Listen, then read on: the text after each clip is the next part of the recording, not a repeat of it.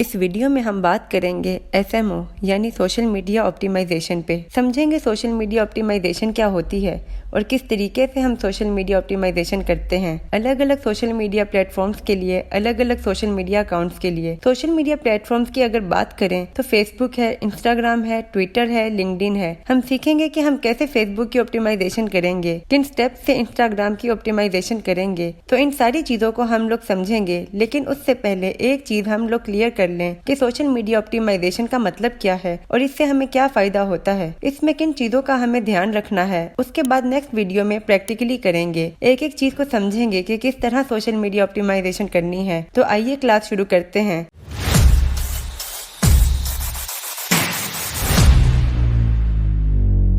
Hello everyone, welcome to my channel freelancing with Kiran Taseer. Social media optimisation के लिए सबसे पहले हमें किस चीज़ की ज़रूरत है, वो चीज़ है सोशल मीडिया प्रेजेंस। यानी अगर फेसबुक पर आपका कोई प्रोफाइल है तो उस प्रोफाइल के साथ आपका एक फेसबुक पेज भी होना चाहिए। यानी एक चीज़ अगर मैं आपको यहीं पे समझाने की कोशिश करूं तो एक चीज़ आप समझ लें कि फेसबुक प्रोफाइल एक अलग चीज़ होती है और फेसबुक पेज एक अलग चीज़। जब कभी भी आप किसी एक ब्रांड को फेसबुक के ऊपर रिप्रेजेंट करना चाहते हैं तो आपको फेसबुक पेज की ज़रूरत पड़ती है, राइट, फेसबुक पेज की। फेसबुक के ऊपर हम जो अकाउंट बनाते हैं उसको बोलते हैं फेसबुक प्रोफाइल। और जो फेसबुक प्रोफाइल होती है वो इंडिविजुअल के लिए होती है, यानी कि एक इंडिविजुअल पर्सन की फेसबुक प्रोफाइल होती है। वहीं पे अगर हम एक बिजनेस की बात करें, एक ऑर्गेनाइजेशन की बात करें, कम्युनिटी की बात करें तो उनके फेसबुक प्रोफाइल नहीं होते, उनके फेसबुक पेजेस होते हैं। तो ये बात आपको हमेशा याद रखनी है। तो कभी भी अगर आप किसी बिजनेस का रिप्रेजेंटेशन करें, सेलिब्रिटी का, ऑर्गेनाइजेशन का, किसी NGO का, किसी का भी अगर आप रिप्रेजेंटेशन कर रहे हैं फेसबुक के ऊपर तो आपको फेसबुक पेज की ज़रूरत पड़ेगी, ना कि प्रोफाइल की। तो ये बात क्लियर हो गई कि पेज होना चाहिए उस एंटिटी का। तो चलिए फिर से बात करते हैं कि सोशल मीडिया ऑप्टिमाइजेशन होता क्या है। तो यहाँ पे आप देख सकते हैं सोशल मीडिया ऑप्टिमाइजेशन की डेफिनेशन क्या है। ये हमारी सोशल मीडिया की स्ट्रेटेजी के लिए बहुत ज़रूरी है। बहुत सारी कंपनीज क्या करती हैं कि वो इंस्टाग्राम पे, फेसबुक पे, ट्विटर पे सिर्फ अपने प्रोफाइल बना देती हैं, उसके बाद वो कोई एफर्ट नहीं करती। तो सोशल मीडिया ऑप्टिमाइजेशन क्या है? सोशल मीडिया ऑप्टिमाइजेशन ये है कि हमें स्ट्रेटेजिकली एक प्लान को क्रिएट करना है, उसको इम्प्लीमेंट करवाना है, उस प्लान को बिल्ड करना है और इम्प्लीमेंटेशन के बाद उस प्लान को स्केल करना है। मतलब पहले अगर आपका टारगेट 100 विजिटर्स तक पहुंचने का था तो स्केल करने का मतलब ये हो गया कि अब आपका टारगेट 1000 विजिटर्स तक पहुंचने का हो गया है। ये सारी चीज़ें, ये सारी प्लानिंग हम SMO के अंडर करते हैं। और इसका जो मेन पर्पस होता है वो यही होता है कि आप अपनी टारगेट ऑडियंस के कनेक्ट में आ सकें, उनके साथ कनेक्ट रहें। टारगेट ऑडियंस कौन सी? वही प्रोस्पेक्ट जो हमारी सर्विसेज या हमारे ब्रांड में इंटरेस्टेड हों, जो हमसे बाय कर सकते हों।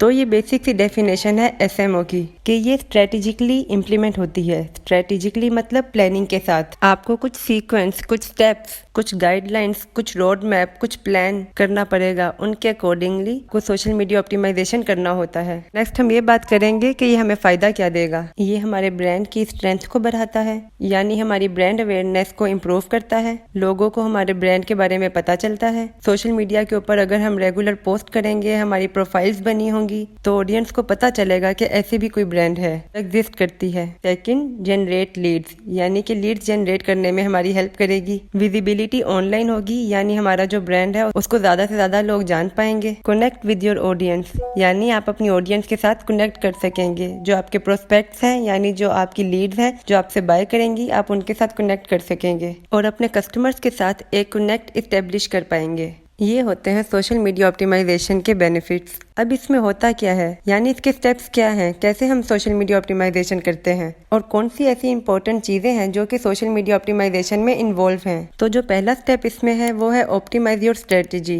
ये सबसे पहले आपको प्लानिंग करनी है कि हमारा जो मेन ऑब्जेक्टिव है वो क्या है। हम इस पर्टिकुलर प्लेटफॉर्म से, यानी फेसबुक से या इंस्टाग्राम से क्या अचीव करना चाहते हैं। अगर हम क्लाइंट्स, कस्टमर्स लाना चाह रहे हैं तो हम देखेंगे कि हमारी प्लानिंग क्या होनी चाहिए, किस तरीके से हम क्लाइंट्स ला सकते हैं। Then optimize your profile. Second चीज क्या है कि हमें अपने प्रोफाइल को ऑप्टिमाइज करना है, यानी हमारी profile photo, user name, bio, ये सब ऑप्टिमाइज होना चाहिए। नंबर 3, हमें अपने कंटेंट को ऑप्टिमाइज रखना है, ओरिजिनल कंटेंट रखना है। ऐसा नहीं कि अपने कंटेंट में हम स्पेलिंग मिस्टेक्स कर दें, ग्रामेटिकल मिस्टेक्स कर दें, इमेजेस हैं तो खाली इमेजेस ही पोस्ट करते जा रहे हैं, टेक्स्ट है तो खाली टेक्स्ट ही पोस्ट करते जा रहे हैं। अगर इमेज पोस्ट की तो उसके बारे में कुछ नहीं लिखा। तो your content should be optimize, your content should be original and your content should be relevant to the audience. आपका बिजनेस जिस भी फील्ड से रिलेटेड है आपको उसके अकॉर्डिंगली वहाँ पे पोस्ट क्रिएट करनी है। Next, use images and videos. ये बहुत हाई इंगेजमेंट लाती हैं। बहुत सारे लोग इसके ऊपर इंगेज करते हैं, क्लिक करते हैं, देखते हैं।